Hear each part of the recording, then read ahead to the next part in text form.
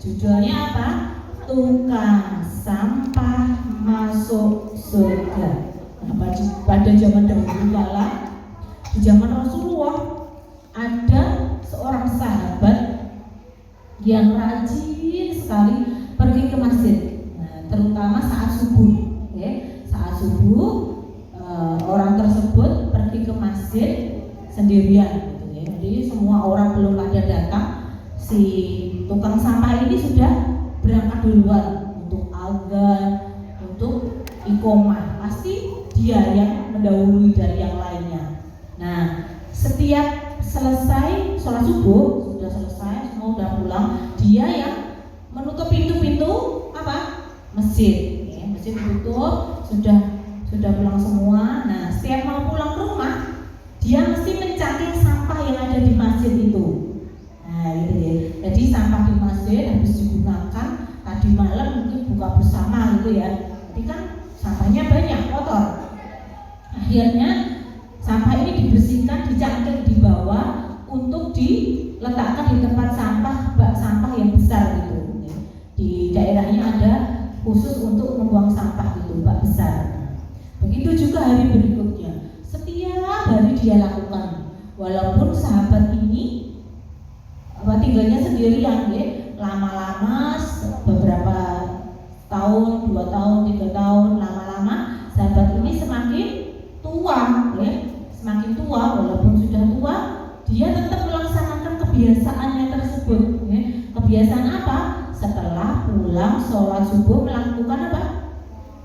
Bersih-bersih, atau membawa sampah yang ada di masjid untuk dibuang di bak sampah yang besar. Nah, akhirnya suatu saat Rasulullah bertanya kepada sahabat tersebut, "Wahai sahabat, mengapa kamu selalu membawa sampah-sampah yang ada di masjid ini?" "Iya wahai Rasulullah, saya ingin tempat kita ibadah, tempat kita apa masjid itu?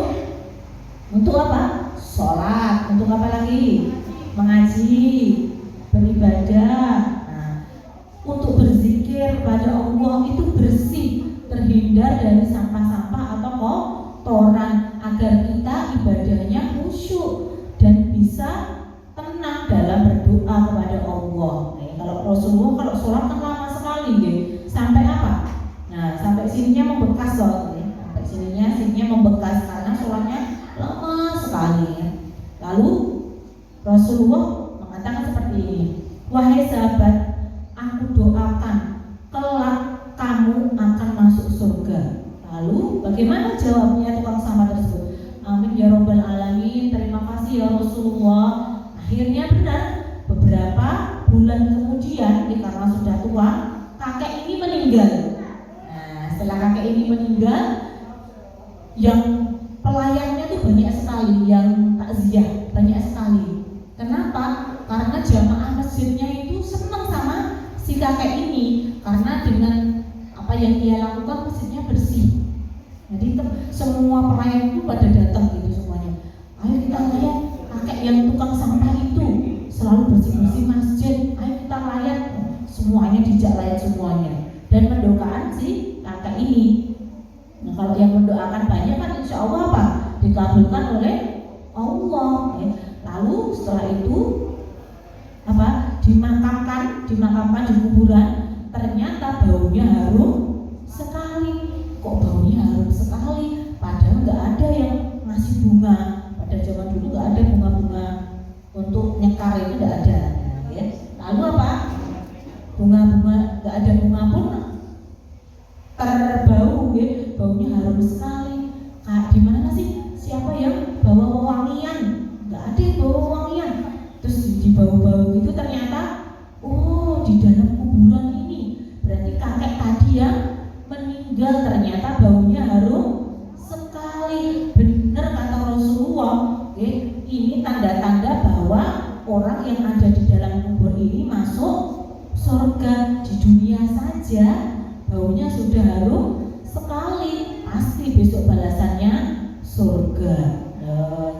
Hal ini simpel, mudah sekali, hanya membersihkan apa?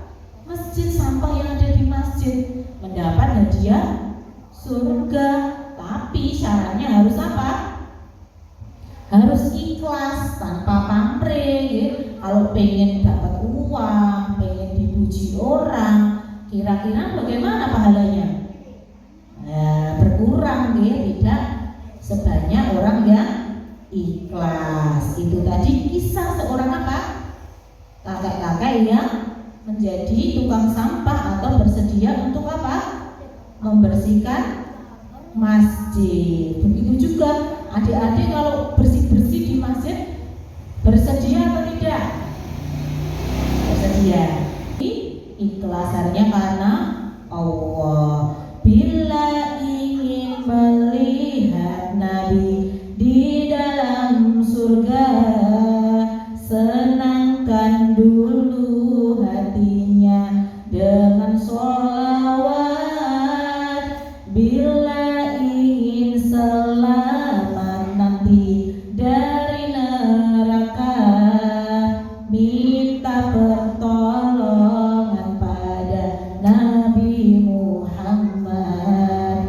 Allahumma sholli ala Muhammadin, ya Rabbi sholli alaihi wasallim.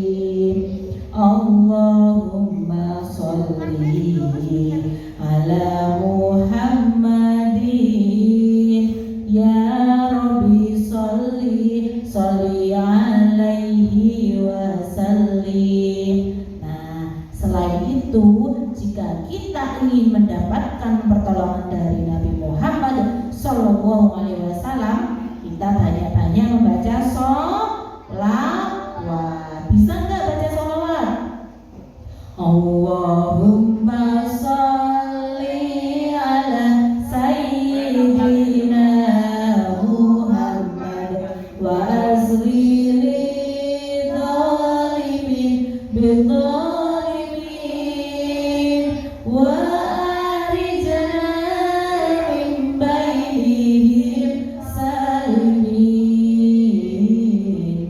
wa ala alihi wa sahbihi ajma'in.